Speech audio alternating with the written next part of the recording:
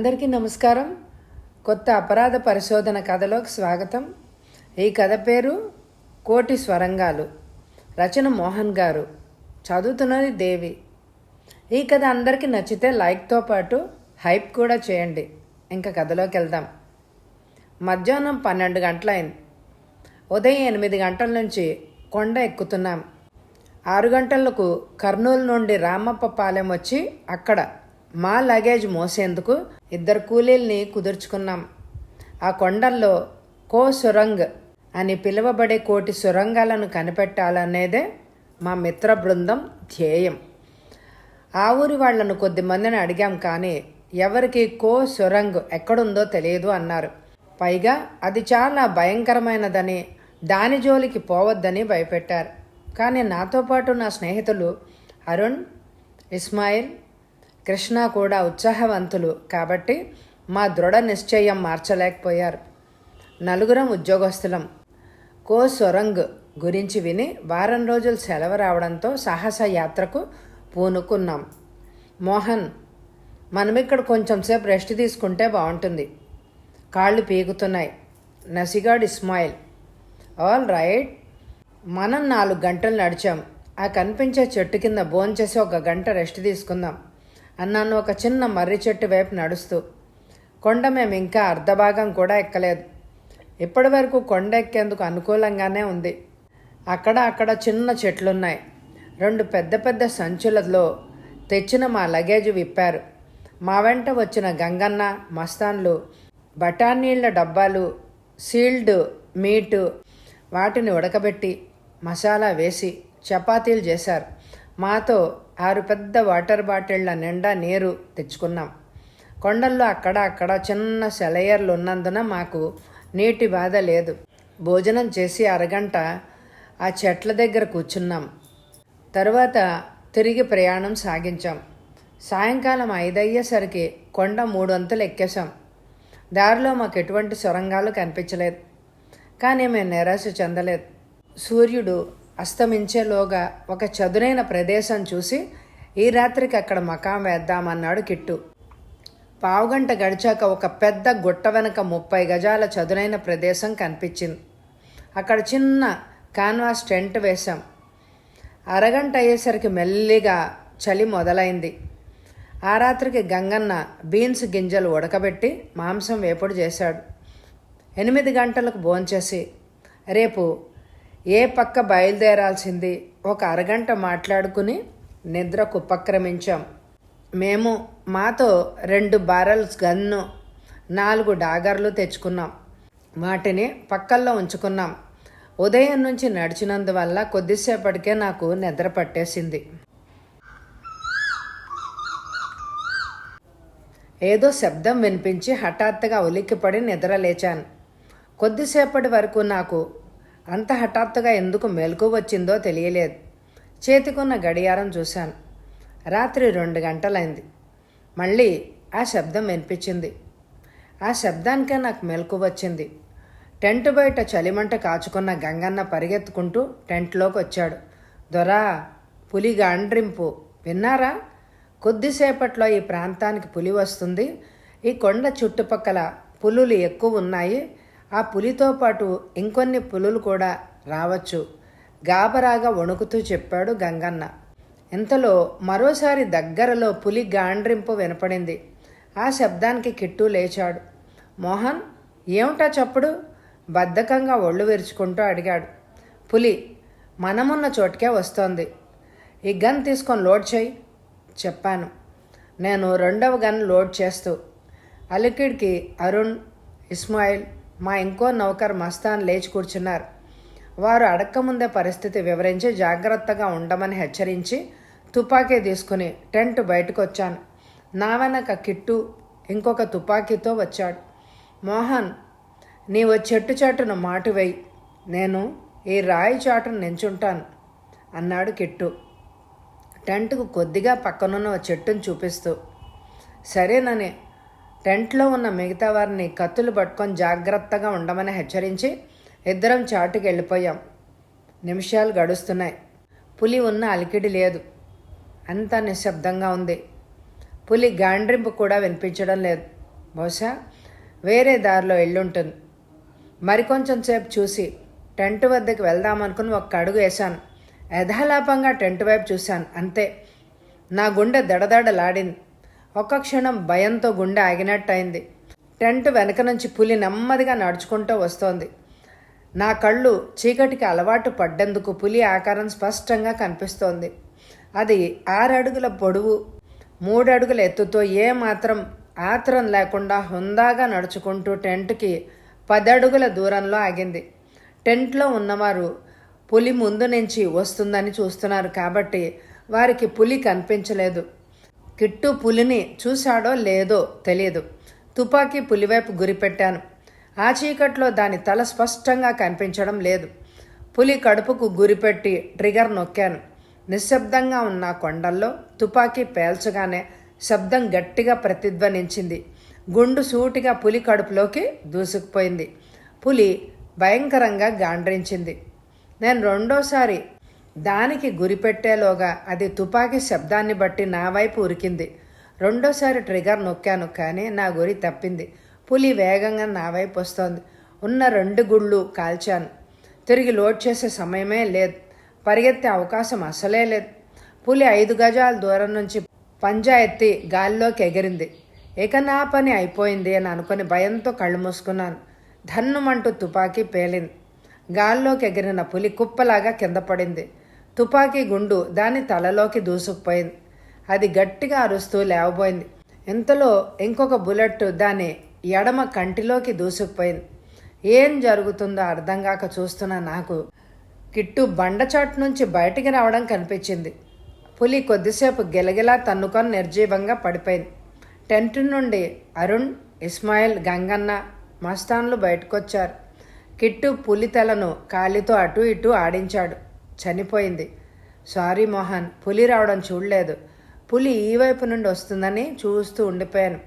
ఏమైతేనే అపాయం నుంచి తప్పించుకున్నామన్నాడు నెట్టూరుస్తూ. ఎంతలో కొండలు మారు మ్రోగేటట్లు అరుపులు వినిపించాయి. ఈసారి ఒక పులి కాదు, 5-6 పులుల గాండ్రింపులు నిశ్శబ్దాన్ని చీల్చుకుంటూ వినిపించాయి. దొరా, పులుల మంద వస్తోంది. తుపాకీ కాల్పులు విని అవి మన పక్కకి రావచ్చు. మనం ఎక్కడైనా దాక్కున్నా వాసన బట్టి చంపేస్తాయి. ఒకసారి 5-6 వస్తే వాటిని తుపాకులతో కూడా ఎదిరించలేం. గజగజ వణుకుతూ కాళ్ళు స్వాధీనం తప్పినట్టు కూలబడ్డాడు రంగన్న. ఈసారి పులి అరుపులు ఇంకా దగ్గరలో వినిపించాయి. దొరా, మనం ఇక్కడి నుంచి ఎంత త్వరగా బయలుదేరితే అంత మంచిది. అక్కడున్న చచ్చిన పులిని చూస్తే మన కోసం వెంట పడచ్చు అన్నాడు మస్తాను వంట సామాన్లన్నీ సంచిలోకి సర్దుతూ. క్విక్, త్వరగా సామాన్లు సర్దండి అన్నాడు. కమాన్, అరుణ్ అన్నాడు.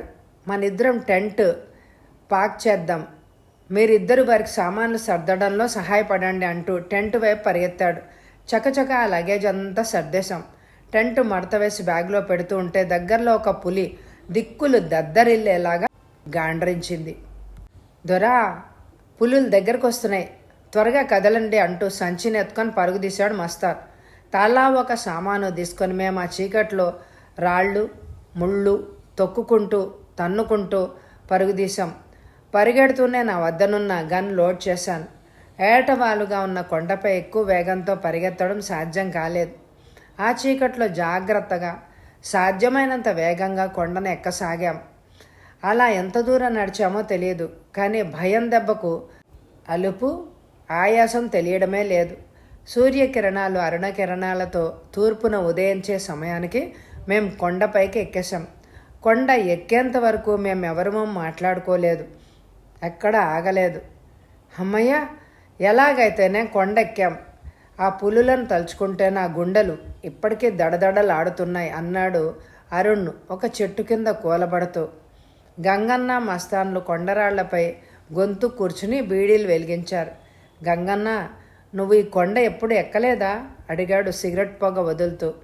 ఎందుకెక్కలేదు బాబు, నా చిన్నతనంలో నేను గొర్రెల మందను ఈ కొండ మీదనే మేపేవాణ్ణి, కానీ ఆ కొండ చివరి వరకు ఎక్కడం ఇదే మొదటిసారి. అప్పట్లో ఆ కొండల్లో పులులు తోడేళ్లు లేవు. 10 ఏళ్ల క్రితం గొర్రెలు కాస్తున్న 2 కుర్రాళ్లను పులులు చంపాయి. అది చూసి మిగతా పిల్లలు భయపడిపోయి అరుచుకుంటూ ఊళ్ళోకి పరిగెత్తుకొని వచ్చి చెప్పారు. కత్తులు కటార్లు తీసుకొని మేము వెళ్ళేసరికి వాళ్ళ ఎముకలు తప్ప ఇంకేమీ మిగలేదు. అప్పటి నుంచి కొండల దరిదాపులకు కూడా రావడం మానేశాం.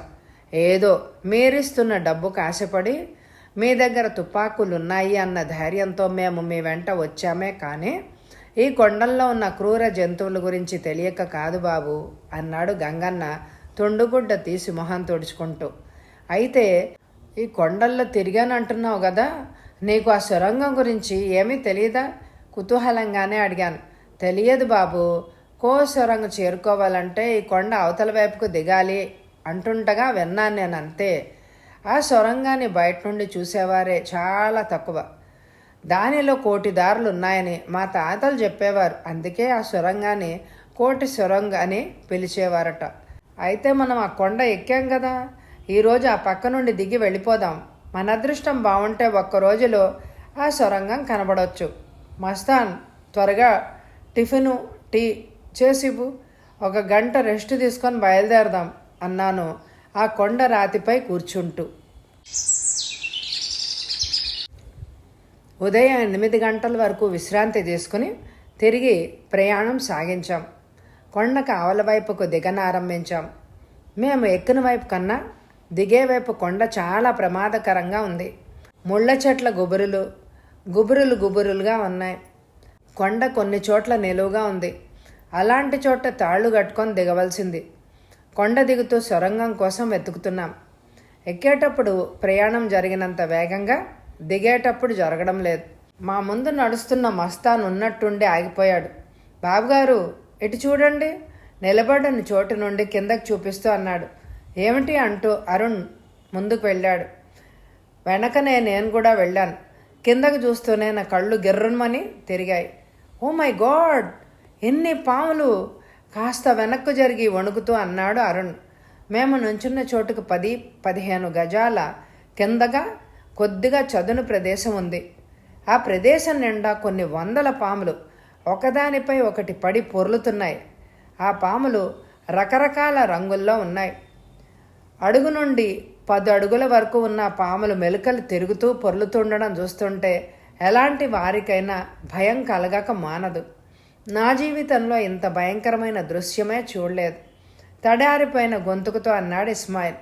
కమాన్, మనం ఇక్కడ ఉండడం ప్రమాదం. పాములు మనల్ని గమనించితే పైకి పాకి రావచ్చు. త్వరగా వేరే త్రోవలో కొండ దిగుదాం అన్నాడు కిట్టు. దొరా, మనం ఈ దారిలో తప్ప మరే దారిలో కొండ దిగలేం. అటు చూడండి, ఎటు చూసినా కొండ నిలువుగా ఉంది. దట్టంగా ముళ్ళ చెట్లు ఆక్రమించుకున్నాయి. ఒకవేళ ఈ చెట్లు నరుక్కుంటూ దారి చేసుకొని వెళ్ళినా ఒక్కడుగు పక్కకు పెడితే అగాధంలో పడిపోతాం. అందున ముళ్ళ పొదల్లో కూడా పాములుండొచ్చు అన్నాడు గంగన్న నిరుత్సాహంగా. అయితే ఇప్పుడు ఏం చేద్దాం? వచ్చిన దారిలో వెనక్కి వెళ్దామా అన్నాడు అరుణ్. వెనక్కు వెళ్ళే ప్రశ్నే లేదు. ఎక్కడి నుంచి ఎలాగో అలా ముందుకు వెళ్లాల్సిందే. కావలిస్తే ఆ పాముల్ని చంపైనా మనం ముందుకు పోవాలి దృఢంగా అన్నాడు కిట్టు.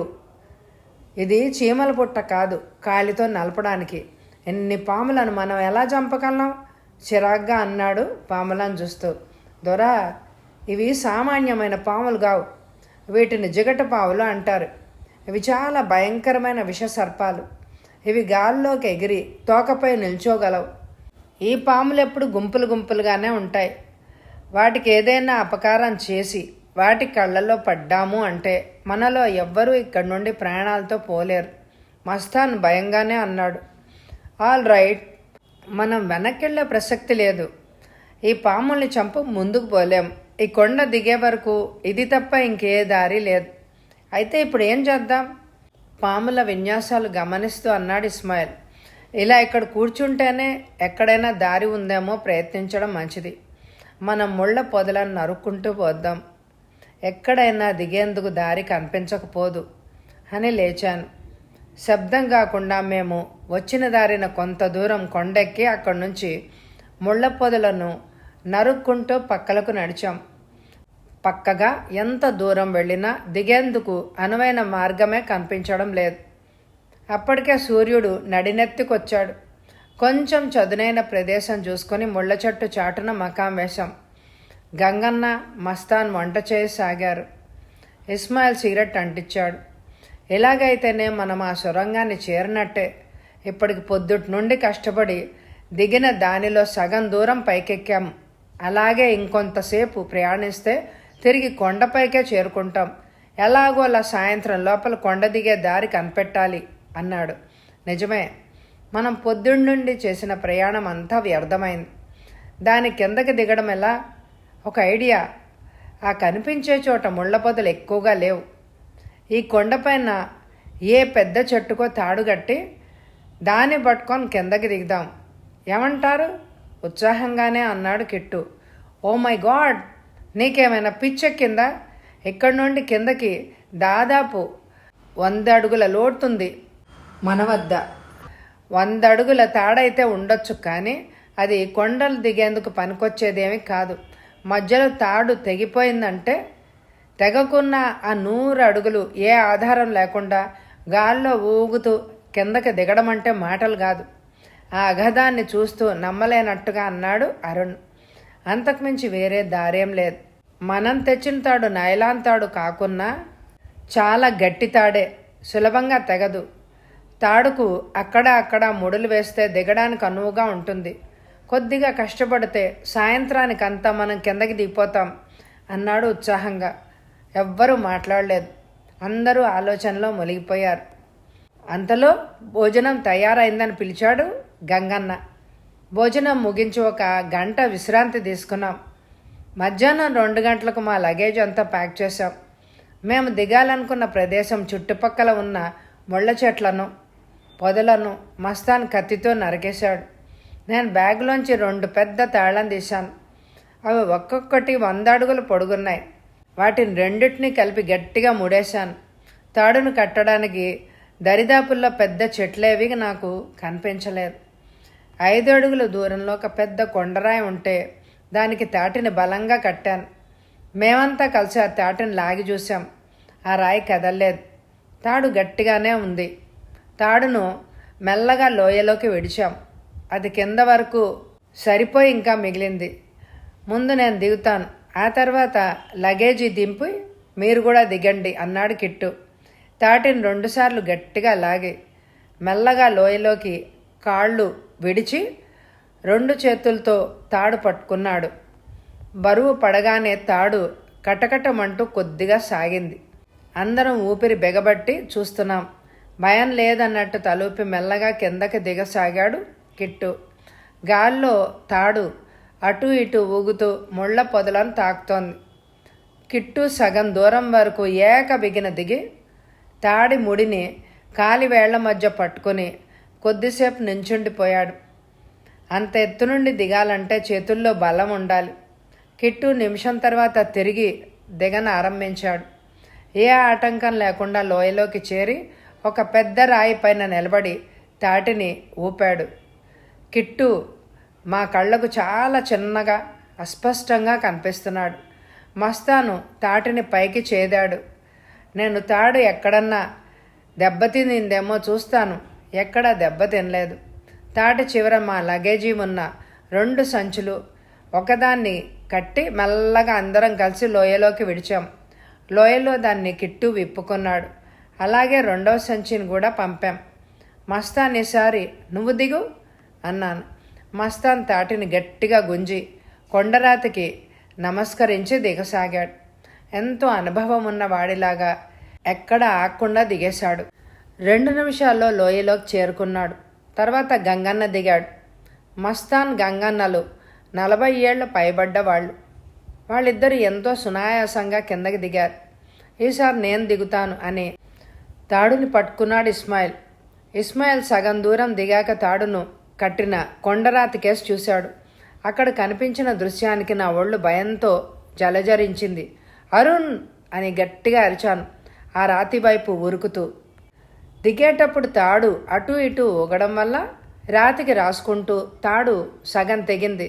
ఇంకా 2 పొరలున్నాయి. ఏ క్షణంలోనైనా తాడు తెగొచ్చు. అరుణ్, ఆ తాటిని గట్టిగా పట్టుకో కంగారుగా అరిచాను. తెగిన తాటికి కొద్ది ముందర ఇద్దరం కలిసి తాటిని గట్టిగా పట్టుకున్నాం. నా శరీరం అంతా చెమటలు పడుతున్నాయి. ఒకవేళ తాడు తెగితే మేమిద్దరం ఆ తాటిని ఆపగలమా? మాకు పట్టుకునేందుకు ఏ ఆధారం లేదు. తాడు మా చేతి నుంచి జారితే ఇస్మాయిల్ లోయలో పడిపోతాడు. చూడ్డానికి ఎముకలు కూడా మిగలవు. 2 నిమిషాలు అలా ఊపిరి బిగించి తాటిని పట్టుకున్నాం. కొద్దిసేపటికి మా చేతికి తాడు తేలికగా తగిలింది. నేను లోయలోకి తొంగి చూశాను. ఇస్మాయిల్ లోయలో గంగన్న పక్కన నిలబడి ఉన్నాడు. గండం గడిచినందుకు హాయిగా గాలి పీల్చుకున్నాం. తాటిని పైకి లాగి తెగిన దగ్గరికి తాటిని తీసేసి తిరిగి బలంగా రాతికి కట్టాం. తాటిని లాగి చూసాం. గట్టిగానే ఉంది. నేను దిగుతాను అని నా జవాబుకి ఎదురు చూడకుండా తాడు పట్టుకొని లోయలోకి జారాడు అరుణ్. అరుణ్ సన్నగా గెడకెర్రలా ఉంటాడు. ఇంత ఎత్తు నుంచి జాగ్రత్తగా దిగగలడా అని అనుమానించాను. నా అనుమానం నిరాధారమైంది. చకచకా సగం దూరం దిగి అక్కడ కొద్దిసేపు నిలిచి సునాయాసంగా కిందకి దిగిపోయాడు. చివరిగా నేను మిగిలాను. తాటిని ఒక్కసారి పరీక్షించి నెమ్మదిగా లోయలోకి జారాను. పావు భాగం దిగాను. తాడు అటు ఇటు కదులుతోంది. ఒకవేళ తాడు ఇంతకు ముందులాగా తెగితే పైన చూసేందుకు ఎవ్వరూ లేరు. దేవుని పైన భారం వేసి దిగాను. కొండలు ఎక్కడం దిగడం నాకేం కొత్త కాదు. నేను కాలేజీలో ఎన్సీసీలో ఉన్నాను. ఎన్సీసీ క్యాంపుల్లో ఎన్నో కొండలు ఎక్కాను, దిగాను. కానీ ఈసారి ఎందుకో భయం వేస్తోంది. లోయల్లోకి దిగేసరికి నాకు కొద్దిగా ఆయాసం వచ్చింది. మోహన్, ఈ తాటిని ఇక్కడే ఉంచిపోదామా అడిగాడు కిట్టు. అంతకంటే ఏం చేయగలం? మనం లాగినా ఈ తాడు రాదు. వెళ్ళేటప్పుడు కొండ ఎక్కేందుకు ఉపయోగపడుతుందిలే అన్నాను కర్చీఫ్తో మొహం తుడుచుకుంటూ. అమ్మ బాబోయ్, ఈ కొండను తాటితో వేరే ఆధారం లేకుండా ఎక్కడం నా వల్ల కాదు. కొండపైకి చూస్తూ అన్నాడు ఇస్మాయిల్. కొండవైపు చూశాను. కళ్ళు గిర్రున్న తిరిగాయి. మేము కట్టిన తాడు మొదలు కనిపించడమే లేదు. ఆ కొండను తాటితో ఎక్కడం అసాధ్యంగా కనిపించింది. సరే, ఆ సంగతి తర్వాత చూద్దాం. ప్రస్తుతం మన కార్యక్రమం గురించి ఆలోచిద్దాం అన్నాడు సిగరెట్ వెలిగిస్తూ.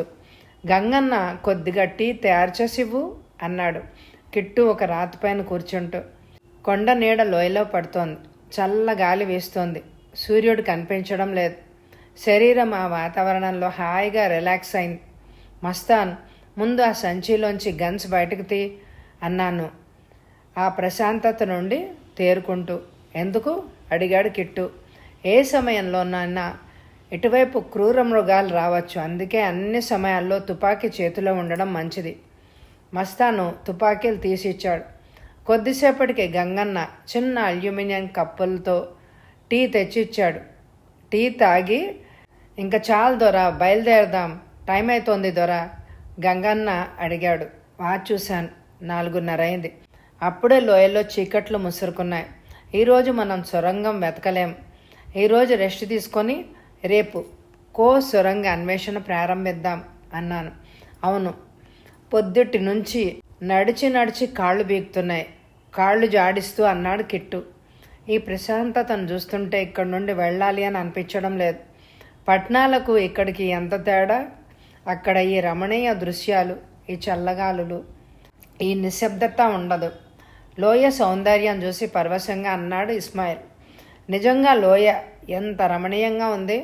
పెద్ద పెద్ద చెట్లు, పచ్చిక, రకరకాల పక్షుల కిలకిల రావాలు, ఒక పక్క పారుతున్న సెలయేరు ఎంతో మనోరంజకంగా ఉంది. ఈ ప్రశాంతత వెనక ఎన్ని విషక్రిములు, క్రూర జంతువులు ఉంటాయో మీకు తెలియదు బాబు. జాగ్రత్తగా నడుచుకోకపోతే ఇలాంటి ప్రదేశాల్లో ఒక్కరోజు కూడా బ్రతకలేం. కాళ్ళు కడగడానికి సెలయేటి వైపు పోతూ అన్నాడు మస్తాన్. కమ్మగా వినిపిస్తున్న రకరకాల పక్షుల అరుపులు వింటూ అందరం ఆలోచనలో మునిగిపోయాం. గంగన్న, మస్తాన్ కలిసి టెంట్ వేశారు. అరగంట అయ్యేసరికి విపరీతంగా చలి మొదలైంది. గంగన్న అక్కడక్కడ ఎండుకట్టలు ఏరి చలిమంట వేశాడు. అందరం మంట చుట్టూ కూర్చున్నాం. 7 గంటలకల్లా భోజనం ముగించి మా బ్యాగ్లలో ఉన్న దుప్పట్లు తీసుకొని టెంట్లో పడుకున్నాం. చలికి మా దుప్పట్లు చాలడమే లేదు. అయినా అలసి ఉన్నందున వెంటనే నిద్ర పట్టింది. ఆ రాత్రి ఎలాంటి అవాంతరాలు ఎదురవ్వలేదు. పక్షుల అరుపులకు నాకు మెలకు వచ్చింది. అప్పుడు సమయం 6 గంటలు కావస్తోంది. లోయలో ఇంకా వెలుగు రాలేదు. మస్తాన్, గంగన్న, ఇస్మాయిల్ టెంటు బయట చలిమంట ముందు కూర్చున్నారు. అరుణ్, కిట్టు ఇంకా లేవలేదు. నేను లేచి టెంటు నుంచి బయటకు వచ్చాను. రండి బాబు అంటూ కాస్త పక్కకు జరిగి కూర్చున్నాడు మస్తాన్. చలిమంట ముందు కూర్చుని మండుతున్న పుల్లదీసి సిగరెట్ వెలిగించాను. మోహన్, ఎంతకు మనం ఆ సొరంగాన్ని కనుక్కోగలమంటావా? మఫ్లర్ తలకి చుట్టుకుంటూ సందేహంగా అడిగాడు ఇస్మాయిల్. మనం అందుకోసమే కదా ఇంత దూరం వచ్చింది. ఈ లోయ చుట్టుపక్కల ఎక్కడో ఉండే ఉంటుంది. జాగ్రత్తగా గమనిస్తూ పోతే దొరకొచ్చు. ఒకవేళ సొరంగం కనపడకపోయినా నష్టం లేదు. కొన్ని రోజులు ఈ లోయ సౌందర్యాన్ని ఆస్వాదించి వెళ్ళిపోదాం. ఇంతలో అరుణ్, కిట్టు లేచి వచ్చారు. అందరం టీ తాగి టవళ్ళు, సోపులు తీసుకుని సెలయ్యారు వైపు బయలుదేరాం. నేను టెంట్ నుంచి ఒక గన్ తెచ్చాను. సెలయేటి నీటి కోసం వచ్చిన ఏ క్రూర మృగాలైనా ఎదురు కావచ్చు. జాగ్రత్తగా ఉండడం మంచిది. సెలయేరు ప్రశాంతంగా పారుతోంది. నీరేమో వెచ్చగా ఉంది. మొహం కడుక్కొని టెంట్ వద్దకు తిరిగొచ్చాం. పుల్కాలు, బఠానా గింజల కూర తిని కాఫీ తాగి లగేజ్ సర్దుకొని బయలుదేరేసరికి ఉదయం 8 గంటలైంది. ముందు లోయ ఉత్తరం దిక్కుని బయలుదేరాం. మేము లోపలికి పోయే కొద్దీ దట్టమైన అడవి ఎదురైంది. అలా చాలా దూరం నడిచాం. దారిలో 2 సొరంగాలు కనిపించాయి. కానీ అవి 5 గజాలకే అంతమయ్యాయి. నిరాశ చెందకుండా అలాగే అన్వేషణ సాగించాం. వాచ్ చూసేంతవరకు మధ్యాహ్నం 1 గంట అయిందని తెలియనే లేదు. చిక్కటి అడవి కావడం వల్ల సూర్యుడే కనిపించడం లేదు. అడవిలో వెలుగు మాత్రం ఉంది. మా దారిలో ఒక చిన్న వాగు ఎదురైంది. ఆ వాగు పక్కన భోంచేసి 1 గంట రెస్ట్ తీసుకున్నాం. తిరిగి ప్రయాణం మొదలైంది. సొరంగం కొండలో మలచబడిందని చెప్పావు కదా, ఒకవేళ దాని బెలం కూడా కొండ అంచుకే ఉందేమో. మనము ఈ అడవిలో వెతికే బదులు కొండ అంచును వెతుకుదామన్నాడు అరుణ్. దానికి అందరం అంగీకరించాం. 1 గంట సేపు నడిచి లోయ పక్కనున్న కొండ అంచును చేరుకున్నాం. కొండ నిలువుగా ఎక్కేందుకు వీలు కాకుండా ఉంది. కొండ అంచున అనుకొని నడవసాగాం. అలా 2 గంటలు కొండ అంచుని పరిశీలిస్తూ నడిచాం. సాయంత్రం 5 గంటలైంది. మోహన్, అటు చూడు, గట్టిగా సంతోషంగా అరిచాడు కిట్టు. కిట్టు చూపించిన వైపు చూశాం. మాకు కొద్ది దూరంలో కొండకు 10 అడుగుల ఎత్తులో గుండ్రటి బిలం ఉంది. అది దాదాపు 6 అడుగులు ఎత్తుంది. మనిషి సునాయాసంగా దానిలో నడిచే పోవచ్చు. బావయ్య, అదే కో సొరంగు, ఉత్సాహంగా అన్నాడు గంగన్న. నీకెలా తెలుసు గంగన్న? మా తాత చెప్పేవాడు బాబయ్య. కో సొరంగు బిలం దాదాపు 6 అడుగులు ఎత్తుంటుందని, అది భూమికి కాస్త ఎత్తులోనే ఉంటుంది అని చెప్పేవాడు. మా తాతకు ఎవరో చూసినవారు చెప్పినారంట. మస్తాన్ అడిగాడు. బిలం సొరంగం భూమికి 10 అడుగుల ఎత్తులో ఉంది. ఆ సొరంగాన్ని మీరు ఎలా చేరుకుంటారు? అదేమంత పెద్ద పని కాదులే, ఇప్పటికే చీకటి పడింది. రేపు ఆ విషయం ఆలోచించవచ్చు. ముందు టెంట్ వేయండి అన్నాను. 5 నిమిషాల్లో సొరంగానికి 10 గజాల దూరంలో టెంట్ వేశారు. మస్తాన్ టీ తయారు చేయసాగాడు. టీ తాగుతూ, రేపు ఈ సొరంగం బెలం వరకు ఎలా ఎక్కవలసింది, సొరంగంలో ఏం చేయాల్సింది ఉత్సాహంగా మాట్లాడుకున్నాం. దొర, మీరు సొరంగంలోకి పోయి తిరిగి ఎప్పుడొస్తారు అన్నాడు గంగన్న. రామప్ప పాలెంలో గంగన్నను, మస్తాన్ను జీతానికి కుదుర్చుకున్నప్పుడే వారు సొరంగం లోపలికి రామని ఖచ్చితంగా చెప్పేశారు. ఆ సొరంగం భయంకరమైందని విన్నామని, కావలిస్తే మేము తిరిగి వచ్చే వరకు ఈ సొరంగం బెలం మందే ఉంటామే కానీ సొరంగంలోకి రాము అన్నారు. గంగన్న, మేము సొరంగంలోంచి 2 రోజుల్లో తిరిగి వస్తాం. మీరు మా కోసం 3 రోజులు చూడండి. అప్పటికి మేము తిరిగి రాకుంటే మీరు ఏదో ఒక దారిలో రామప్ప పాలెం వెళ్ళిపోండి. మీకు ఒక తుపాకీ విడిచిపోతామన్నాడు. అయితే మీకు తిరిగి వస్తామన్న నమ్మకం లేదా బాబాయ్య? ఆశ్చర్యంగా నోరు తెరిచి అడిగాడు మస్తాన్. గట్టిగా నవ్వాడు కిట్టు. పిచ్చివాడా, నమ్మకం లేక కాదు. ఒకవేళ మేము తిరిగి రావడం ఆలస్యమైతే మీరు వెళ్ళిపోండి. మా కోసం ఎదురు చూస్తూ ఎన్ని రోజులని ఉండగలరు? మేము తర్వాత పాలెంలో కలుసుకుంటామన్నాడు. సరే అంటూ రాత్రికి వంట చేయడంలో నిమగ్నులయ్యారు. కో సొరంగు కనుగొన్న సంతోషంలో ఉన్నారు వాళ్ళందరూ. ఉదయం 8 కాలకృత్యాలు తీర్చుకుని టిఫిన్ తిని రెడీ అయ్యాం.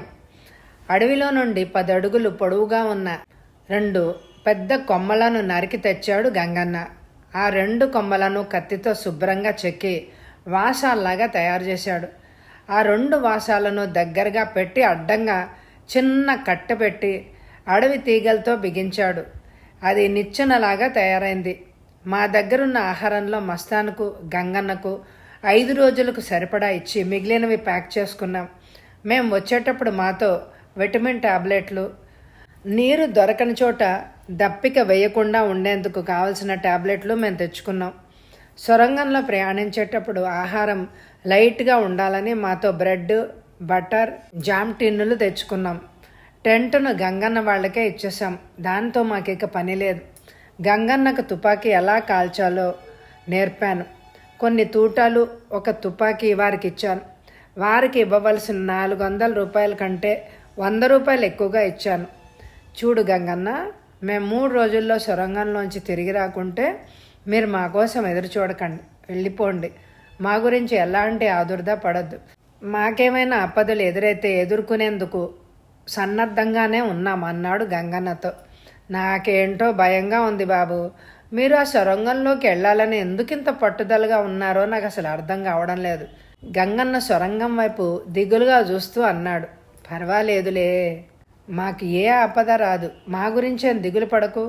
సరే బాబు, మీ ఇష్టం అని నిచ్చెన తీసి సొరంగానికి ఆనించాడు మస్తాను గంగన్నలు. మేము ఈ లగేజీని మోసేందుకు వీలుగా 4 చిన్న బ్యాగ్గల్లో సర్దుకొని వీపుకు కట్టుకుంటాం. ముందు ఇస్మాయిల్ నిచ్చెనెక్కి అడుగుపెట్టి నిలబడ్డాడు. తర్వాత అరుణ్, కిట్టు ఎక్కారు. 3 రోజుల్లో మేము రాకుంటే మీరు వెంటనే ఈ ప్రదేశం వదిలి వెళ్ళిపోండి. చివరిసారిగా వారిని హెచ్చరించి నేను నిచ్చెనెక్కి సొరంగం బెలంలోకి అడుగుపెట్టాను. నిచ్చెన పైకి తీసుకొని సొరంగంలో ఒక మూలగా పెట్టాం. ఆఖరిసారిగా దిగులుగా చూస్తున్న గంగన్న, మస్తాన్లకు చెయ్యి ఊపి సొరంగంలోకి నడిచాం. సొరంగం లోపల చెమ్మగా ఉంది. మా అందరి చేతుల్లో 5 సెల్ టార్చులు ఉన్నాయి. అందరి వద్ద డాగర్లు ఉన్నాయి. నా భుజానికి డబుల్ బ్యారల్ గన్ను వేలాడుతోంది. సొరంగం అంతా పక్షుల ఈకలు, దుమ్ముతో నిండి ఉంది. అందరి కాళ్లకు బూట్లున్నాయి కాబట్టి నడుస్తుంటే పెద్దగా చప్పుడు అవుతోంది. సొరంగం బాగా విశాలంగా ఉంది. టార్చి వెలుగు ఎక్కువ దూరం ప్రసరించడమే లేదు. అందరం ఉత్సాహంగా ముందుకు సాగుతున్నాం. 1 ఫర్లాంగ్ దూరం నడిచేసరికి సొరంగం వెడల్పు తగ్గిపోయింది. మేము ఒకరి వెనక ఒకరు నడవవలసి వచ్చింది. సొరంగం గోడలు కొద్దిగా తడిగా ఉన్నాయి. అదో రకమైన మగ్గిపోయిన వాసన వస్తోంది. అరగంటలో దాదాపు మైల్ దూరం నడిచాం. దాదాపు ఎలాంటి ప్రాణులు ఎదురవ్వలేదు. ఉన్నట్టుండి అరుణ్ ఆగాడు. నా బూటు కింద ఏమిటో మెత్తగా తగిలింది అని టార్చి కిందకి వేశాడు. నా బూటు కింద కూడా ఏదో మెత్తగా తగిలింది. టార్చి వెలుతురులో కిందకు చూశాను. అంతే, ఒళ్ళు జలజరించింది. ఓ మై గాడ్ అంటూ ఎగిరి పక్కకు దూకాడు అరుణ్ కంపరంగా. మా కాళ్ల కింద అడుగు పొడుగున్న పాము పిల్లలు ఎన్నో తిరగాడుతున్నాయి. మా కాళ్ల కింద పడి చాలా పిల్లపాములు నలిగిపోయాయి. నాకు సన్నగా వణుకు పుట్టసాగింది. వీటి తల్లిపాము దగ్గరలోనే ఉంటుంది. చనిపోయిన పాము పిల్లల్ని చూస్తే అది మా వెంట పడవచ్చు. ఒకవేళ ఈ సొరంగం అంతా పాములున్నాయేమో. మోహన్, క్విక్, త్వరగా ముందుకు పద. ఇంకా ఇక్కడుంటే నాకు మూర్ఛ వచ్చేలాగా ఉంది అరిచాడు కిట్టు. అందరం పరుగుదీశాం.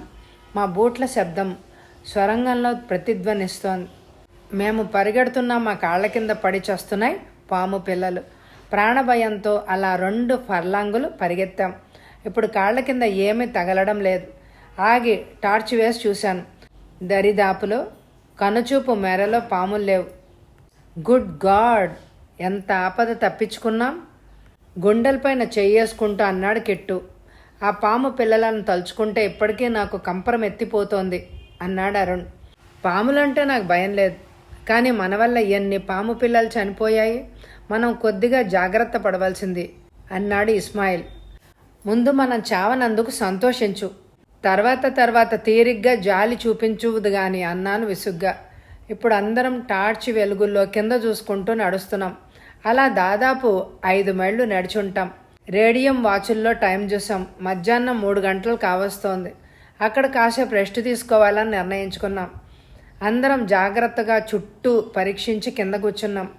మా బ్యాగుల నుంచి బ్రెడ్ బటర్ బయటికి తీసి 2 స్లైస్ తిన్నాం. ఎవరూ ఎక్కువగా తినకండి. ఇలాంటి ప్రయాణాల్లో ఆహారం ఎంత లైట్గా ఉంటే అంత మంచిది అన్నాను విటమిన్ టాబ్లెట్లు నోట్లో వేసుకుంటూ. ఆ టాబ్లెట్ల వల్ల ఆకలి బాధ తగ్గి ఒంట్లో శక్తి వస్తుంది. దాహం కూడా కాదు. అందరూ టాబ్లెట్స్ మింగారు. అరగంట అక్కడ కూర్చొని తిరిగి బయలుదేరాం. మనం ఎంత దూరం నడిచినా ఈ సొరంగం తరిగేలాగా లేదు. నీరసంగా లేచి నిలబడుతూ అన్నాడు అరుణ్. అప్పుడే అంత నిరుత్సాహపడితే ఎలా? ఇలాంటి అడ్వెంచర్లకు ఎంతో ఓపిక, ఉత్సాహం అవసరం. కిట్టు అన్నాడు. గంగన్న ఈ సొరంగంలో చాలా దారులు ఉన్నాయి అన్నాడు కదా. ఈ దారి తప్ప మనకి వేరే దారి కనపడదే. కాళ్ళు ఈడ్చుకుంటూ నడిచాడు ఇస్మాయిల్. ముందు కనపడవచ్చు. ఇప్పుడు మనం వచ్చింది దాదాపు 6 మైళ్ళే కదా అన్నాను. రాను రాను ఆక్సిజన్ పర్సంటేజ్ గాల్లో తగ్గుతోంది అన్నాడు కిట్టు. సాయంత్రం 5 గంటల వరకు అలా నడుస్తూనే ఉన్నాం. ఎంత దూరం నడిచినా సొరంగం తరగలేదు. సొరంగంలో పోను ఆక్సిజన్ తగ్గిపోయింది. ముందు నడుస్తున్న కిట్టు టక్కుని ఆగిపోయాడు. మోహన్, సీ హియర్, ఇక్కడ సొరంగం 2గా చీలింది అన్నాడు. నా టార్చ్ ఫోకస్ చేసి చూశాను. దక్షిణం వైపు ఇంకో దారి కనిపించింది. అది సన్నగా ఒక మనిషి పట్టేంతగా ఉంది. మనం ఇప్పుడు ఏ దారిలో వెళ్ళాలి? కొత్త దారిని చూస్తూ అన్నాడు అరుణ్. 2 నిమిషాలు ఏమీ నిర్ణయించుకోలేక అలాగే నిల్చున్నాం. మీరు ఆలోచించుకొని చెప్పండి, నా కాళ్ళు పీకుతున్నాయి అంటూ కింద సొరంగం గోడను ఆనుకొని కూర్చున్నాడు ఇస్మాయిల్. అమ్మా! ఇస్మాయిల్ అరుపుతో సొరంగం అంతా దద్దరిల్లిపోయింది. కంగారుగా ముగ్గురం ఇస్మాయిల్ వైపు చూసాం. కింద పడి పొర్లుతున్నాడు. పాము కరిచినట్లుంది, చుట్టూ వెతకండి అరిచాను ఇస్మాయిల్ను పైకి లేవదీస్తూ. ఇంకా బాధగా మూలుగుతున్నాడు. ఇస్మాయిల్ని కూర్చోబెట్టేందుకు వీపు పైన చెయ్యేశాను. వెంటనే గట్టిగా అరిచి చెయ్యి వెనక్కి తీసుకున్నాను. ఏంటి అడిగాడు కిట్టు ఆత్రుతగా. నా చేతిలో ఒకేసారి 100 సూదులు గుచ్చినంత బాధ కలిగింది. ఇస్మాయిల్ వీపు పైన టార్చ్ వేశాను. ఒళ్ళు జలజరించింది. ఇస్మాయిల్ వీపు పైన షర్టుకు తగులుకున్న 100ల కొద్దీ గొంగళి పురుగులున్నాయి. ఆకారం గొంగళి పురుగులా ఉన్నా వాటి తల మాత్రం పసుపు రంగుతో పెద్దగా ఉంది. వాటి వెంట్రుకలు అంగుళం పొడుగు సూదుల్లా ఉన్నాయి. ఇస్మాయిల్ ఆనుకున్న సొరంగపు గోడకు టార్చ్ వేశాను. లక్షల కొద్దీ గొంగళి పురుగులు గోడపైన పరుచుకొని ఉన్నాయి. కనుచూపు మేరకు గోడంతా దట్టంగా గొంగళి పురుగులతో నిండి ఉంది. గొంగళి పురుగులంటే నాకు ముందే కంపరం. ఒకేసారి అన్నిటిని చూసేసరికి నాకు కళ్ళు బైర్లు గమ్మాయి. నా దగ్గరున్న కత్తితో ఇస్మాయిల్ షర్టు వీపు భాగం కోసి పురుగులు లేని చోట పట్టుకొని గట్టిగా లాగాను. షర్టు వీపు భాగం మాత్రం రాలేదు, గట్టిగా ఖర్చుకునుంది. గొంగళి పురుగుల వెంట్రుకలు షర్టు నుంచి వీపులోకి దిగబడిపోయినాయి. 2 చేతులతో షర్టును బలంగా లాగాను. షర్టు ఊడొచ్చింది. దానికి దట్టంగా గొంగళి పురుగులున్నాయి. దూరంగా విసిరేశాను. ఇస్మాయిల్ వీపంతా సన్నటి రంధ్రాలు పడి రక్తం కారుతోంది. బాధతో మూలుగుతున్నాడు. ఇలాంటి రాక్షసి గొంగళి పురుగులను ఎక్కడా చూడలేదు. వణుకుతున్న గొంతుకుతో అన్నాడు కిట్టు ఇస్మాయిల్ వీపును చూస్తూ. వెంటనే మనం ఇక్కడి నుంచి వెళ్ళిపోవాలి, కమాన్ అంటూ ఇస్మాయిల్ను లేపి భుజాన్ని వేసుకున్నాను. ఇస్మాయిల్ బ్యాగు కిట్టు తీసుకున్నాడు. నొప్పి వల్ల షాక్తో ఇస్మాయిల్ సృహ తప్పిపోయాడు. సొరంగం 2గా చీలిన చోటకు నడిచాం. ఒక దారిలో దట్టంగా పుట్టలుగా గొంగళి పురుగులు ఉన్నాయి. ఆ దారిని విడిచి ఇరుకుగా ఉన్న ఇంకొక దారిలో ప్రయాణించాం. 1/2 మైలు నడిచే వరకు ఎవ్వరూ మాట్లాడలేదు. పోను సొరంగం వెడల్పైంది. చదునుగా ఉన్న ప్రదేశం చూసి ఇస్మాయిల్ను కిందకి దించాను. అరుణ్ తన బ్యాగ్లో ఉన్న ఫస్ట్ ఎయిడ్ బాక్స్ తీసి ఇస్మాయిల్ వీపును శుభ్రంగా దూదితో తుడిచి పెన్సిలిన్ ఆయింట్మెంట్ పూశాడు. స్మెల్లింగ్ సాల్ట్ వాసన చూసేసరికి ఇస్మాయిల్ కొద్దిగా కదిలాడు. నిమిషం తర్వాత బాగా స్పృహ వచ్చింది. మెల్లగా లేచి కూర్చుని బెరుగ్గా చూశాడు. మనం ఆ ప్రదేశం వదిలొచ్చాం, ఇక భయం లేదు అన్నాడు కిట్టు బెదురుగా చూస్తున్న ఇస్మాయిల్తో. నడవగలవా అడిగాను. ఇస్మాయిల్ మెల్లగా లేచి నిల్చున్నాడు. 2 అడుగులేసి నడవగలను, కొద్దిగా నీరసంగా ఉంది అంతే అన్నాడు. ఫస్ట్ ఎయిడ్ బాక్స్ నుంచి 2 యాంటీసెప్టిక్ టాబ్లెట్లు, ఒక కాంపోజ్ తీసి మింగించాను. తర్వాత తన బ్యాగ్ నుండి కొత్త షర్ట్ తీసి వేసుకున్నాడు. అప్పటికి రాత్రి 8 గంటలైంది. ఈ రాత్రి ఇక్కడే పడుకుని ఉదయం బయలుదేరదాం. ఇస్మాయిల్కు కూడా విశ్రాంతి అవసరం అన్నాను. అందరం అంగీకరించాం. బ్రెడ్కు జామ్, బటర్ పూసుకొని తిని దాహం కాకుండా వాటర్ వ్యాసివ్ టాబ్లెట్లు మింగాం. బ్యాగ్ల నుండి దుప్పట్లు తీసుకొని పరుచుకొని పడుకున్నాం. నా భుజానికున్న గన్ తీసి పక్కన పెట్టుకున్నాను. అలసిన శరీరానికి వెంటనే నిద్ర పట్టేసింది.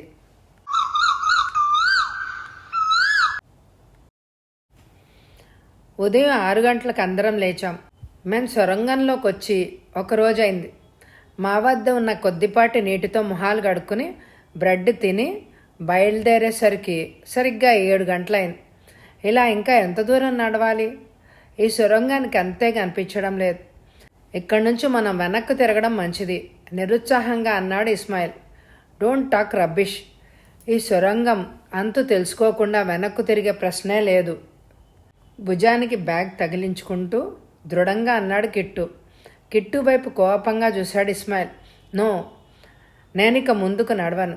మీరు కావాలంటే వెళ్ళండి, నేను ఇక్కడి నుండి వెనక్కి వెళ్ళిపోతాను అన్నాడు విసుగ్గా వెనక్కు తిరుగుతూ. Don't act like A pool Ismail. మనం నలుగురం కలిసి వచ్చాం, కలిసే పోదాం.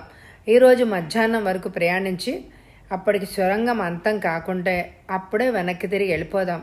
ఎన్ని కష్టనష్టాలకు ఓర్చి ఇంత దూరం వచ్చి ఇప్పుడు అర్ధంతరంగా వెనక్కు తిరగడం బాగుండదు. సముదాయింపుగా ఇస్మాయిల్తో అన్నాను. ఇస్మాయిల్ మొహం ముడుచుకొని మౌనంగా ఉండిపోయాడు. ఓకే, లెట్ us స్టార్ట్, ముందుకు నడుస్తూ అన్నాను. అరగంట సేపు ఏకాగ్రతగా నడిచాం.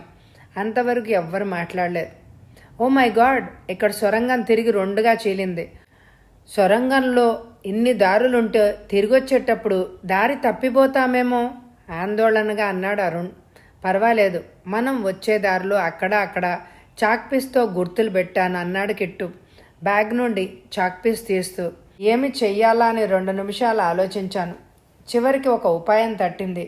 కిట్టు, నీవు ఆ సొరంగం గుండా బయలుదేరు, నేను ఈ దారిలో బయలుదేరతాను. సరిగ్గా 10 నిమిషాలు వేగంగా నడిచి ఆ మార్గం ఎలా ఉందో చూసి తిరిగి ఇక్కడికి రా. సొరంగం దారిలో మళ్ళీ చీలితే నువ్వు ఆ దారిలో వెళ్లకుండా వెనక్కిరా. నేను కూడా అలాగే చేస్తాను చెప్పాడు కిట్టుకు. సరేనని కిట్టు వెంటనే బయలుదేరాడు. నేను ఇంకో దారిలో బయలుదేరాను. నేను వెళ్తున్న దారి 4 అడుగుల వెడల్పు, 7 అడుగుల ఎత్తు ఉంది. బ్యాటరీలు త్వరగా అయిపోకుండా ఉండేందుకు టార్చి అప్పుడప్పుడు వేస్తూ 5 నిమిషాలు గమ్యం లేని ప్రయాణం చేశాను. ఉన్నట్టుండి టార్చి వెలుగు దారికి అడ్డంగా ఉన్న కొండరాతిపై పడింది. చుట్టూ చూశాను. ముందుకు పోయేందుకు ఎలాంటి దారి లేదు.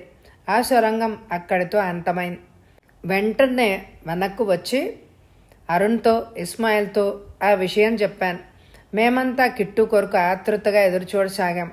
15 నిమిషాల తర్వాత కిట్టు వెనక్కొచ్చాడు. ఈ దారిలో నేను నడిచినంత వరకు ఎలాంటి అడ్డంకులు లేవు. నీ వెళ్ళిన దారి ఎలా ఉంది అడిగాడు కిట్టు. చెప్పాను. సరే, అయితే ఈ దారిలోనే వెళ్దాం అంటూ చాక్పీస్తో 5-6 చోట్ల గుర్తులు పెట్టాడు కిట్టు. మళ్ళీ మా అన్వేషణ ప్రారంభమైంది. ఈసారి అరుణ్ ముందు బయలుదేరాడు. ఒక టార్చ్ లైట్ మాత్రమే ఉపయోగిస్తూ ఒకే వేగంతో నడుస్తున్నాం. దారిలో ఎన్నో సొరంగాలు ఎదురయ్యాయి. మా అదృష్టం కొద్దీ ఏ తప్పు దారి 20 గజాలకు మించి లేదు. ఒకవేళ తప్పు సొరంగంలో వెళ్ళినా అది కొద్ది దూరంలోనే మూసుకుపోవడంతో తిరిగి వెనక్కొచ్చి అసలు సొరంగం దారిలో ప్రయాణించసాగాం. అలా చాలా దూరం ప్రయాణించాం. సొరంగం అంత చిక్కడమే లేదు. వెనక్కు వెళ్ళడం గురించి మళ్ళీ ఏమీ మాట్లాడలేదు. రాత్రి 7 గంటల వరకు ప్రయాణించి చివరికి ఒక చోట కూలబడ్డాం. మోహన్, ఈ సొరంగానికి అసలు అంతున్నట్టే లేదు. మనం ఇప్పటికి దాదాపు 30 మైళ్ళు వచ్చాం, కానీ దీని గురించి మనకు ఏమీ తెలియడమే లేదు. మనం ఏ దిక్కు వెళ్తున్నామో కూడా తెలియడం లేదు. ఇలా గుడ్డిగా ముందుకు వెళ్లే కంటే వెనక్కు తిరగడం మంచిది. బ్యాగ్ నుండి దుప్పటి తీస్తూ అన్నాడు అరుణ్. అరుణ్ అన్న మాటలు నిజమే అనిపించింది. నిజానికి పోను గాలి కూడా తక్కువ అవుతోంది. మేమంతా ఊపిరి భారంగా పీలుస్తున్నాం. కిట్టు, ఇక ముందుకు వెళ్ళడంలో నాకు కూడా ప్రయోజనం ఏమీ కనిపించడం లేదు. ఈ సొరంగం కొన్ని మైళ్ళ పొడుగు ఉండొచ్చు. అలాంటప్పుడు మనం ఎంత దూరం వెళ్ళినా లాభం లేదు. మొండిగా ఆలోచన లేకుండా ముందుకు పోతే కోరి ఆపదలే తెచ్చుకుంటాం. మన వద్దనున్న ఆహారం, టాబ్లెట్లు ఇంకా 3 రోజులకు మాత్రమే సరిపోతాయి. రేపు ఉదయం నిద్రలేస్తూనే వచ్చిన దారిన వెనక్కి వెళ్ళిపోదాం. ఏమంటారు? అందరినీ టార్చ్ వెలుగులో చూస్తూ అడిగాను. మా వద్ద ఉన్న 4 టార్చిల్లో ఒకదానికి సెల్స్ పూర్తిగా అయిపోయాయి. రెండోది గుడ్డుగా వెలుగుతోంది. నాకు కూడా అంతకుమించి దారి కనిపించడం లేదు. భారంగా నిట్టూర్పు విడిచి అన్నాడు కిట్టు. మర్నాడు ఉదయం లేస్తూనే వెనక్కు ప్రయాణం చేయాలి అని నిశ్చయించుకున్నాం. భోజనం చేసి నిద్రకు ఉపక్రమించాం. ఏదో సాధించాలని వచ్చిన మాకు నిరాశ ఎదురైంది. ఎవరు ఇంతవరకు ప్రవేశించని సొరంగంలో మేం ధైర్యంగా దాదాపు 30 మైళ్ళు వచ్చాం. అదే మాకు మిగిలిన తృప్తి. మెల్లగా నిద్ర నన్ను ఆవహించింది. ఉన్నట్టుండి నాకు మెలకు వచ్చింది. గడియారం చూశాను. తెల్లవారుజాము 4 అయింది. నాకు వాతావరణంలో ఏదో తేడాగా అనిపించింది. ఎక్కడి నుండో వేడి గాలి వచ్చి మమ్మల్ని తాకుతోంది. కిట్టు కూడా లేచాడు. మోహన్, ఏంటి అడిగాడు. తెలీదు. ఎక్కడి నుండో అప్పుడప్పుడు వేడి గాలి వస్తోంది. రాత్రి మనం పడుకున్నప్పుడు వాతావరణం ఇంత వేడిగా లేదు. ఎంతలో అరుణ్, ఇస్మాయిల్ కూడా లేచారు. మళ్ళీ ఒకసారి గాలి తెర వచ్చి మమ్మల్ని తాకింది. గాలితో పాటు ఏదో శబ్దం కూడా వస్తోంది. నా దగ్గరున్న టార్చ్ వెలిగించి చుట్టూ చూశాను. నల్లటి సొరంగం, గోడలు తప్ప ఏమీ కనిపించలేదు. అందరూ బ్యాగులు ప్యాక్ చేసుకొని రెడీగా ఉండండి. ఇప్పటి నుంచి మనం వెనక్కు ప్రయాణిస్తే రాత్రికల్లా మనం వచ్చిన దారిలో అడవి చేరి గంగన్న వాళ్లను కలవచ్చు అన్నాను దుప్పటి మడత వేస్తూ. అందరం బ్యాగులు భుజానికి తగిలించుకొని లేచి నుంచున్నాం. ఇంతలో మేం వచ్చిన దారిలో బుస్సుమని శబ్దం వినిపించింది. శబ్దంతో పాటు వేడి గాలి వచ్చి మా ముఖానికి తాకింది. మళ్ళీ టార్చ్ వెలిగించి శబ్దం వచ్చిన వైపు చూశాను. అప్పుడు మసగ్గా కనిపించింది నల్లటి ఆకారంలో ఉన్న మనిషి కన్నా లావుగా ఉన్న జంతువేదో పాకుతూ మా వైపు వస్తోంది. నా గుండె చల్లుమంది. ఓ మై గుడ్నెస్, ఏమిటిది? వణికే గొంతుకుతో అడిగాడు ఇస్మాయిల్. ఇప్పుడు 2 ఆకారాలు కనిపిస్తున్నాయి. అవి కొండ చిలువలు. 2 జంటగా కలిసి వస్తున్నాయి. ఇప్పుడు వాటి ఆకారాలు బాగా కనిపిస్తున్నాయి. కొండ చిలువ ఒక్కొక్కటి 2 మనుషుల లావుతో ఉంది. కనుచూపు మేరకు వాటి శరీరమే కనిపిస్తోంది. వాటి పొడవు దాదాపు 40 అడుగులు ఉండొచ్చు. ముందు వస్తున్న కొండ చిలువ వికృతంగా నోరు తెరిచింది. దాని నోరు మనిషిని సునాయాసంగా మింగగలిగినంత ఉంది. దాని నోటి నుంచి బుస్సుమని శబ్దంతో పాటు వేడి గాలి మా వైపు దూసుకొస్తోంది. అవి మాకు 30 గజాల వరకు దూరం వచ్చాయి. మేము వచ్చిన దారిలో తిరిగి వెళ్ళాలంటే వాటిని దాటుకునే వెళ్ళాలి. వాటిని చూస్తూనే నా శరీరం చల్లబడింది. కాళ్ళు భూమికి ఖర్చుపోయాయి. ఎలాగో నోరు వెడల్పు చేసుకుని, కమాన్ లెటస్ రన్ ఫర్ లైఫ్, ఈ స్థలాన్ని వదిలి మేము వెంటనే వెళ్ళిపోవాలి అరిచాను. అందరూ నాలాగే మంత్రముగ్ధుల్లాగా ఏమి చేయాలో తెలియక నుంచున్నారు. నా అరుపుకు అందరిలో చలనం వచ్చింది. అడవి చేరుకోవాలన్న ఆలోచన వెనక్కు నెట్టి అందరం ప్రాణాలను అరచేతిలో పెట్టుకొని కొండ చిలువకు దూరంగా పరిగెత్తసాగాం. అలా దాదాపు 2 గంటలు ఏకబిగిన ప్రాణ భయంతో పరిగెత్తాం. నీరసంతో ఆయాసంతో ఆగకుండా 2 గంటలు పరిగెత్తేసరికి నా గొంతులో తడి ఆరిపోయి కళ్ళు తిరుగుతున్నాయి. తలపోటు ప్రారంభమైంది. కొండ చిలువలు వెనక్కి పోయుంటాయి, మనం కొద్దిసేపు ఆగుదాం అన్నాడు కిట్టు వగరుస్తూ. అందరం ఆగిపోయాం. అందరూ నోటితో గాలి పీలుస్తున్నారు. ఇక మనం వెనక్కు వెళ్ళాలి అన్న ఆలోచన వదులుకోవాలి. ముందు అంతమైపోయిన సొరంగం, వెనక భయంకరమైన కొండ చిలువలు. ఎటు వెళ్ళినా మనం ప్రాణాలతో బయటపడడం అసంభవం. చివరికి మన అడ్వెంచర్ ఈ విధంగా ముగిసింది నిర్లిప్తంగా అన్నాడు అరుణ్. అసలు కొండ చిలువలు ఈ సొరంగంలో ఎలా ఉన్నాయి? వాటికి సొరంగంలో ఆహారం ఎక్కడి నుండి దొరుకుతుంది? కింద కూర్చుంటూ అడిగాడు కిట్టు. అవి సొరంగంలో ఉన్న చిన్న సొరంగాల్లో ఎక్కడో పడుకుని ఉంటాయి. అవి ఒక్కసారి ఆహారం తీసుకుంటే కొన్ని రోజుల పాటు మజ్జుగా పడుంటాయి. మన అలికిడికి వాసనకు అవి లేచి మన వెంట పడవచ్చు అన్నాడు బ్యాగ్ కింద పెట్టి చెమటలు తుడుచుకుంటూ.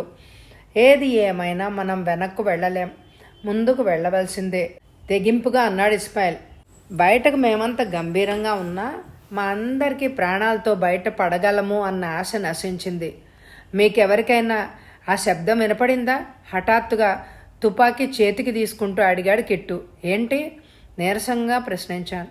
శబ్దం చేయొద్దు అన్నట్లు చేయి చాచాడు కిట్టు. అందరం నిల్చున్నాం. నిశ్శబ్దతను చీల్చుకుంటూ బుస్సుమన్న శబ్దం వినిపించింది. పరిచయమైన ఆ శబ్దం వింటున్న ఇస్మాయిల్ చేతిలోని టార్చ్ వెలిగించి 5 సెల్ టార్చ్ వెలుగులో సొరంగం దాదాపు ఫర్లాంగ్ దూరం కనిపిస్తోంది. అక్కడ కనిపించిన దృశ్యం మాలో ఏదైనా చివరి ఆశంటూ మిగిలుంటే దాన్ని కూడా ధ్వంసం చేసేసింది. కొండ చిలువలు 2 వికృతంగా నోళ్లు తెరిచి మా వైపే వస్తున్నాయి. ఇవి మనం ఎంత దూరం వెళ్ళినా విడిచేలాగా లేవు. ఎంత దూరం పరిగెత్తినా కొన్ని గంటల్లో నీరసపడిపోతాం. అప్పుడైనా వీటికి ఆహారం కావాల్సిందే కాబట్టి వీటిని తుపాకీతో ఇక్కడే ఎదుర్కోవడం మంచిది దృఢ నిశ్చయంతో అన్నాను.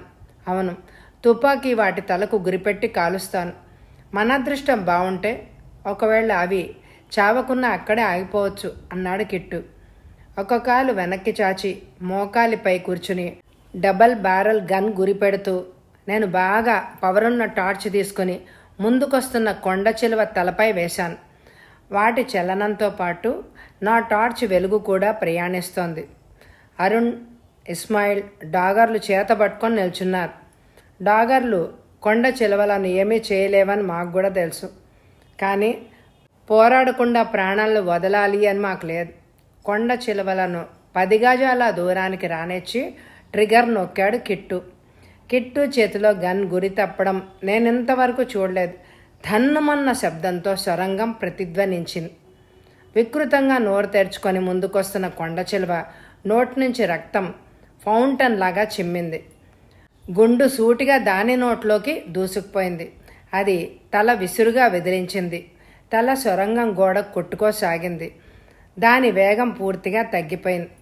టార్చ్ పట్టుకున్న నా చెయ్యి వణకడంతో ఎంత గుండె ధైర్యం ఉన్న మనిషికైనా భయంకరంగా మెలికలు తిరుగుతున్న ఆ కొండ చిలువను అంత దూరం నుండి చూస్తే భయం పుడుతుంది. టార్చి 2 చేతులతో పట్టుకున్నాను. అది బుసలు కొట్టినప్పుడల్లా వేడి గాలి మా వైపు దూసుకొస్తోంది. గురి చూసి మళ్ళీ ట్రిగర్ నొక్కాడు కిట్టు. గుండు దాని ఎడమ కంటిలోకి దూసిపోయింది. దాని కన్ను రక్తపు ముద్దలాగా తయారైంది. కొండ చిలువ శరీరం అంతా బాధతో మెలికలు తిరగసాగింది. అది తలతో కొట్టినప్పుడల్లా సొరంగం అదురుతోంది. తర్వాత గన్ లోడ్ చేశాడు కిట్టు. ఇంతలో 2వ కొండ చిలువ కనుచూపు మేరకు వచ్చేసింది. దాన్ని కూడా గురిచూసి కాల్చబోయాడు కిట్టు. ఇంతలో అనుకోని అవాంతరం ఎదురైంది. 2వ కొండ చిలువను చూస్తూనే ఇస్మాయిల్ గజగజా వణకసాగాడు. ఇస్మాయిల్ చేతిలోని టార్చ్ జారి కిట్టు చేతిపైన పడింది. ట్రిగర్ నొక్కపోతున్న కిట్టు చేతిపైన టార్చ్ పడడంతో ఉలిక్కిపడి గన్ పైకి లేపాడు. బుల్లెట్ రిలీజ్ అయి సొరంగం పైకప్పుకి తాకింది. సొరంగం పైనుండి సన్నని రాళ్లు కింద పడసాగాయి. కొద్దిసేపటికి పెద్ద రాళ్లు వర్షంలాగా పైనుంచి పడసాగాయి. మేము ఏం జరుగుతుందో ఆలోచించుకునే లోపల మేము వచ్చిన వైపు సొరంగ మార్గం పూర్తిగా కొండ రాళ్లతో మూసుకుపోయింది. రాళ్ల కింద కొండ చిలువలు సమాధయ్యాయి. సొరంగం నుండి బయటికి వెళ్ళడానికి మాకు తెలిసిన ఒక్క మార్గం కూడా పూర్తిగా మూసుకుపోయింది. ఇప్పుడు మేము సొరంగంలో బందీలయ్యాం. సొరంగం కూలిపోవడం చూసి అందరం నిస్త్రాణగా నిలబడిపోయాం. ఇస్మాయిల్ ముందు ఆ షాక్ నుంచి తేరుకున్నాడు. సారీ ఫ్రెండ్స్, నా వల్లే ఇలా జరిగింది. నా చేతిలో టార్చ్ జారిపోకుండా ఉంటే ఇలా జరిగేదే కాదు. కొండ చిలువలను చంపి బయటపడేవాళ్ళం. నా వల్ల మనమంతా ఇక్కడ జీవ సమాధి కావాల్సి వస్తుంది బాధతో అన్నాడు ఇస్మాయిల్. నో, ఇందులో నీ తప్పేం లేదు. ఈ ప్రోగ్రాం వేసింది నేను. మన దురదృష్టానికి కారణం నేను మిమ్మల్ని ఈ సొరంగానికి తీసుకురాకుండా ఉండి ఉంటే మనమంతా మన ఊర్లో హాయిగా ఉద్యోగాలు చేసుకుంటూ బ్రతికేవాళ్ళం. నా వల్లే మీరంతా ఈ ఊబిలోకి ఇరుక్కుపోయారు ఆవేదంతో అన్నాను. ఎవ్వరూ దీనికి బాధ్యులు కారు. మనమంతా సరదాగా పడి వచ్చాం, కానీ అనుకోని అవాంతరాలు ఎదురయ్యాయి. ఇలా అవుతుందని ఎవరికి తెలుసు? ఓదార్పుగా అన్నాడు అరుణ్. మనం ఇంకా చనిపోలేదు, అప్పుడే ఎందుకలా బాధపడతారు, భయపడతారు? శక్తి ఉన్నంత వరకు ఈ సొరంగంలో ఇలాగే ప్రయాణిద్దాం. మన అదృష్టం బాగుంటే సొరంగం త్వరలోనే అంతమై మనం బయట ప్రపంచంలోకి పడవచ్చు. లగేజ్ తీసుకొని బయలుదేరండి, ధైర్యం చెప్తూ అన్నాడు కిట్టు. అందరం బ్రెడ్ తిని బయలుదేరాం. తాగడానికి నీళ్ళేవు. మాలో ఎవ్వరికీ ప్రాణాలతో బయట పడగలము అన్న ఆశే లేదు. అయినా మొండిగా బయలుదేరాం.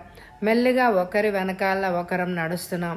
దారిలో అనేక సొరంగాలు ఎదురవుతూనే ఉన్నాయి. గడియారం చూసాం. ఉదయం 11 గంటలైంది. మేము సొరంగంలో ప్రవేశించి 2 రోజులు దాటింది. దారిలో 15 నిమిషాలాగి విటమిన్ టాబ్లెట్స్, వాటర్ ఎవేసివ్ టాబ్లెట్లు వేసుకున్నాం. మేము తెచ్చుకున్న బ్రెడ్ కూడా అయిపోయింది. ఇంకా టాబ్లెట్లపైనే బ్రతకాలి. రాను రాను శరీరంలో అలుపు, నీరసం ఎక్కువై మగత కమ్ముతోంది. నిద్రలో నడుస్తున్నట్టు నడుస్తున్నాం. 3 టార్చిల్లోనూ బ్యాటరీలు అయిపోయాయి. ఆఖరి టార్చి అప్పుడప్పుడు వెలిగిస్తూ కాళ్ళు ఈడ్చుకుంటూ నడుస్తున్నాం. ముందుకు వెడుతున్న వాడినల్లా టార్చి వెలుగులో కనిపించిన దృశ్యం చూసి టక్కున ఆగిపోయాను. సొరంగం గోడవైపు టార్చి తిప్పాం. సొరంగం గోడంతా అద్భుతమైన చిత్రాలతో నిండి ఉంది. మనుషులు, జంతువులు, పక్షులు, చెట్లు, ఇళ్ళు, ఇలా కనుచూపు మేరకు రకరకాల ప్రకృతి చిత్రాలను సొరంగం గోడలపై మలచారు. మనోహరమైన ఆ చిత్రాలను సొరంగం గోడలపైన చూసి మాకు ఆశ్చర్యం కలిగింది.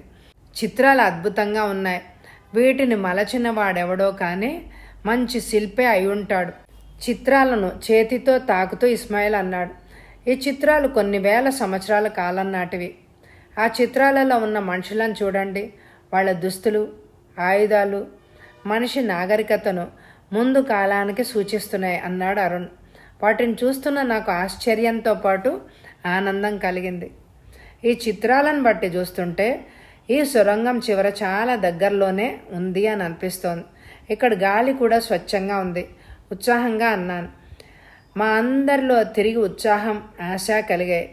టార్చ్ వెలుగులో గోడల పైనున్న చిత్రాలను పరిశీలించుకుంటూ నడుస్తున్నాం. అలా అరఫర్లాంగ్ దాటేసరికి మరొక అద్భుత దృశ్యం కనిపించింది. ఆయుధాలు, అనాగరికుల ఆయుధాలు, లోహాన్ని కరిగించి చేసినవి. కిట్టు వాటివైపు నడుస్తూ ఆశ్చర్యంగా అన్నాడు. అక్కడ దాదాపు 200 ఆయుధాలు సొరంగ గోడలకు పేర్చబడి ఉన్నాయి. రకరకాల ఆయుధాలు రకరకాల లోహాలతో చేయబడి ఉన్నాయి. ఆ ఆయుధాలకు నగిషి కానీ అలంకారాలు కానీ లేవు. లోహాన్ని కరిగించి మొరటుగానే చేశారు. ఒక్కొక్క ఆయుధాన్ని పరిశీలిస్తూ నడుస్తున్నాం. కొన్ని శతాబ్దాల క్రితం ఈ సొరంగం దరిదాపుల్లో అనాగరికులు నివసించి ఉంటారు. వారి సొరంగాన్ని ఆయుధాల శాలగా ఉపయోగించుకొని ఉంటారు. చిన్న కత్తిని చేతిలోకి తీసుకుని అన్నాడు Arun. Oh my god, see here, ఇక్కడున్న ఆయుధాలు బంగారంతో చేయబడి ఉన్నాయి. ఆనందంతో అరిచాడు ఇస్మాయిల్. అందరం ఇస్మాయిల్ ఉన్న వైపు ఉరికాం. అక్కడున్న ఆయుధాలన్నీ టార్చ్ వెలుగులో పచ్చగా మెరిసిపోతున్నాయి. శతాబ్దాలు గడిచిన వాటి వెలుగు తరగలేదు. బంగారం, మేలిమి బంగారం. అంత అద్భుత దృశ్యం నా జీవితంలో నేను చూడలేదు. గదల్లాంటి ఒక ఆయుధాన్ని అరచేతిలోకి తీసుకున్నాను. 2 అడుగులు ఉన్న దాన్ని మోయడానికి నాకు 2 చేతులు అవసరమయ్యాయి. ఆ ఆయుధాన్ని గోడకేసి మెల్లగా కొట్టాను. గోడ తగిలినంత మేర లోహం నొక్కుకుపోయింది. బంగారం, స్వచ్ఛమైన బంగారంతో ఈ ఆయుధాలు చేశారు. అందుకే ఈ ఆయుధాల్లో పటుత్వం లేదు. ఆశ్చర్యంతో అన్నాను. బంగారంతో చేసిన ఆయుధాలన్నీ వేరుపరిచాము. 12 ఉన్నాయి. 2 పెద్దవి, 10 చిన్న ఆయుధాలు ఉన్నాయి. How lucky we are. ఈ బంగారం కొన్ని లక్షలు విలువ చేస్తుంది, అరుణ్ అన్నాడు ఆనందంగా. ఆ ఆయుధాలన్నిటినీ మా వద్ద ఉన్న 4 బ్యాగుల్లో సర్దాం. బంగారు ఆయుధాలు బ్యాగుల్లో పెట్టేసరికి దుప్పట్లకు స్థలం చాలలేదు. దుప్పట్లు భుజాలపై వేసుకున్నాం. బ్యాగులు చాలా బరువున్నాయి. అయినా ఉత్సాహంగా వేగంగా నడక సాగించాం. మేము నడిచే కొద్దీ చల్లటి గాలి వీయసాగింది. సొరంగం చివర దగ్గర పడే సూచనలు కనిపించే కొద్దీ మాలో ఉత్సాహం అధికం కాసాగింది. మధ్యాహ్నం 3 గంటలకు మాకు దూరంగా వెలుగు కనిపించింది. సొరంగం చివరికి వచ్చేసాం. అమ్మయ్యా అరుస్తూ పరుగులు తీశాడు కిట్టు. అందరం ఆనందంగా వెలుగు వైపు పరిగెత్తాం. 2 నిమిషాల్లో వెలుగు కనిపిస్తున్న ప్రదేశం చేరుకున్నాం.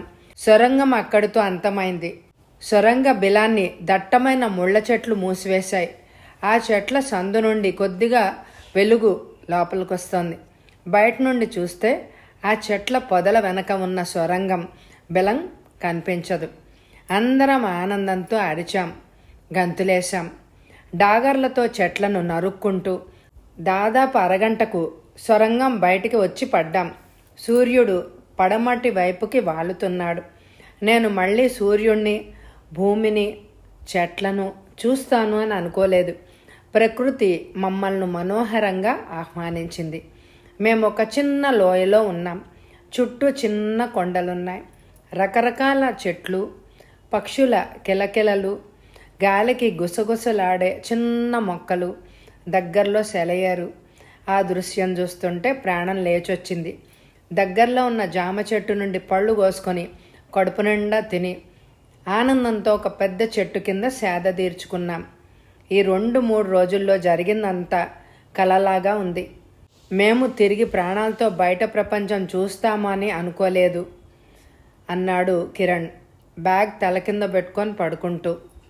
మనం సొరంగ అన్వేషణ గొప్ప అడ్వెంచర్.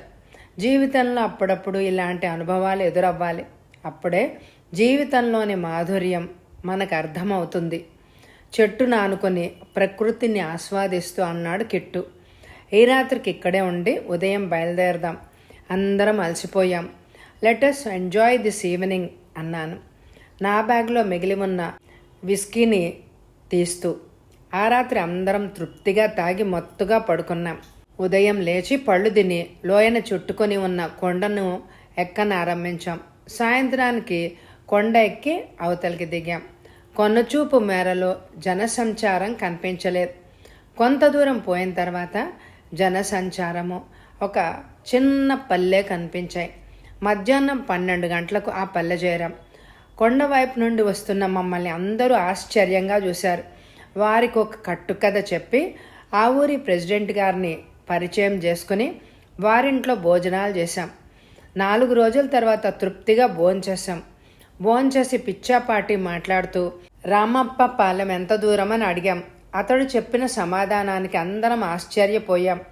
రామప్ప పాలానికి మేము 70 కిలోమీటర్ల దూరంలో ఉన్నాం. సొరంగం ఒక చివర నుండి ఇంకొక చివరకు దాదాపు 70 కిలోమీటర్లు. ఊరి వారికి వీడ్కోలు చెప్పి మర్నాడు ఉదయం బస్సులో బయలుదేరాం. దారిలో దగ్గరున్న చిన్న పట్టణానికి వచ్చి ఇంకొక బస్సులో రామప్ప పాలెం చేరేసరికి మస్తాన్, గంగన్నలు మమ్మల్ని చూసి చాలా సంతోషించారు. వారు అడవిలో మా కోసం 3 రోజులు చూసి ఇక తిరిగి రామని నిశ్చయించుకుని ఆవేదనగా రామప్ప పాలెం తిరిగొచ్చారు. సొరంగం గురించి గ్రామస్తులంతా ఉత్సాహంగా అడిగారు. ఆయుధాల గురించి తప్ప మిగిలిన కథంతా చెప్పాం. అందరూ భయంతో బిగుసుకుపోయారు. యువకులు మా సాహస యాత్రను అభినందించారు. వృద్ధులు ఇలాంటి అనవసరమైన సాహసాలు చెయ్యొద్దని మందలించారు. ఆ రాత్రి అక్కడ గడిపి మర్నాటి ఉదయం మా పట్టణానికి బయలుదేరాం నలుగురం. జీవితంలో ఇంకెప్పుడు సొరంగాల్లో ప్రవేశించను. నాకు 100 ఏళ్లకు సరిపడా అనుభవం లభించింది అన్నాడు ఇస్మాయిల్. నీవు మాతో సొరంగంలో ప్రవేశించకుండా ఉంటే నీ బ్యాగులోకి ఇప్పుడు బంగారం ఉండేదే కాదు నవ్వుతూ అన్నాడు అరుణ్. మెషిన్లా మనిషి పట్టణాల్లో ఎంతకాలం బ్రతికినా ఏం ప్రయోజనం? జీవితాల్లో హాయి తెలియాలి అంటే ఇలాంటి అనుభవాలు అవసరం. మనిషి జీవితం ఎప్పుడూ అడ్వెంచర్స్తో గడపాలి కిట్టు అన్నాడు. నేనేం మాట్లాడలేదు. బస్సు కిటికీలోంచి దూరంగా కనిపిస్తున్న గంగన్న, మస్తాన్లను చూస్తూ ఉండిపోయాను. బస్సు మా ఊరికి చేరింది. కథ సమాప్తం. ఈ కథ మీ అందరికీ నచ్చితే లైక్తో పాటు హైప్ కూడా చేయండి. అలాగే ఇదివరకు చదివిన కథలు వినండి. Thank you very much my dear friends.